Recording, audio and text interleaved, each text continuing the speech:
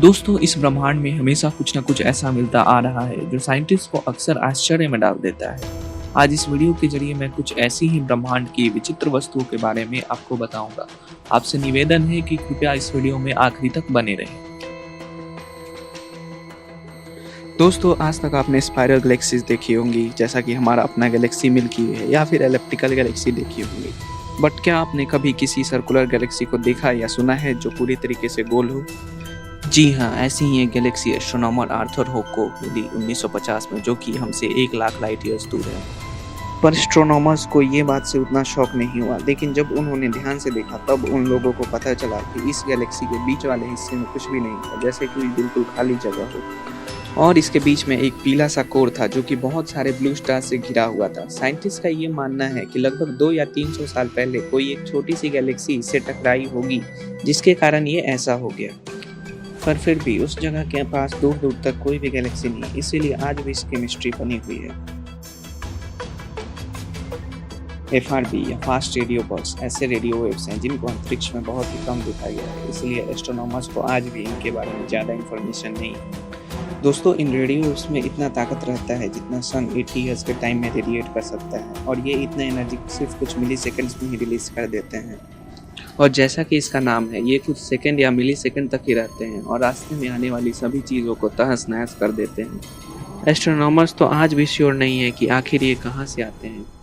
कुछ एस्ट्रोनॉमर्स की मानिए तो ये पावरफुल FRBs बहुत दूरी पे स्थित गैलेक्सी से रिलीज हो सकती हैं, या फिर इसके पीछे न्यूट्रॉन स्टार या ब्लैक होल भी हो सकता है। दोस्तों, टैबी स्टार अभी तक का पाया गया सबसे मिस्टीरियस स्टार। यह सिग्नस स्टार कॉन्स्टेलेशन का ही एक हिस्सा है।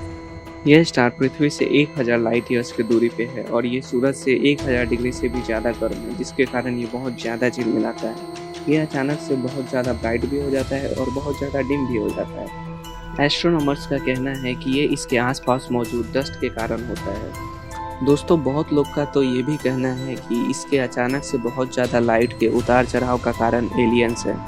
उन लोगों की माने तो एलियंस का स्पेस प्रोब जब स्टार के चारों तरफ घूमता है तब ये उतार चढ़ाव होता है। पर ये आज भी एक रहस्य है कि क्यों ये इतना ज़्यादा झिलमिलाता है, और अभी भी इसका कोई एक्यूरेट एक्सप्लेनेशन नहीं है।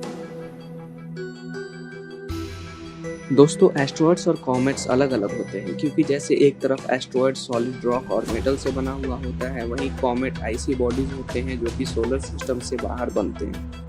और जब ये सोलर रेडिएशन के कांटेक्ट में आते हैं तब ये अलग अलग रंगों के टेल्स बनाते हैं, जो कि देखने में बहुत अट्रैक्टिव होते हैं। पर एल्स पिज़ारो एक ऐसा ऑब्जेक्ट है जिसको एस्ट्रॉयड तो कहा जाता है इसके फिक्स्ड ऑर्बिट और इसके रॉकी सरफेस के कारण, पर इनको कॉमेट की तरह ही चमकदार टेल्स को बनाते हुए देखा गया है।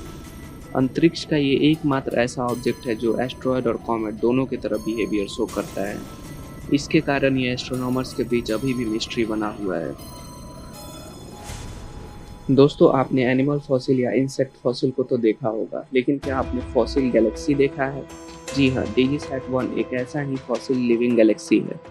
हालांकि इसमें स्टार्स तो हैं, बट ये बहुत ज़्यादा पुराने हैं। बिग बैंग के जस्ट 1 बिलियन ईयर के बाद के स्टार से लेकर नए तारे भी इसमें आते हैं।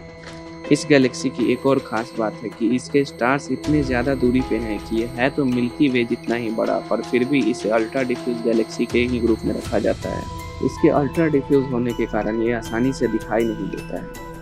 ये अभी भी अपने अंदर इतने रहस्य समेटे हुए है कि बहुत लोग इसे भूतिया भी कहते हैं। इस गैलेक्सी पे अभी और भी रिसर्च किया जाना बाकी है। दोस्तों, इस वीडियो में आखिरी तक बने रहने के लिए आपका धन्यवाद। अगर आपको इस वीडियो से कुछ भी जानकारी मिली हो तो कृपया एक लाइक कर दीजिएगा और अपने विचार कमेंट्स में डालना ना भूलें। तो मिलते हैं किसी और इंटरेस्टिंग वीडियो में किसी और इंटरेस्टिंग टॉपिक के साथ।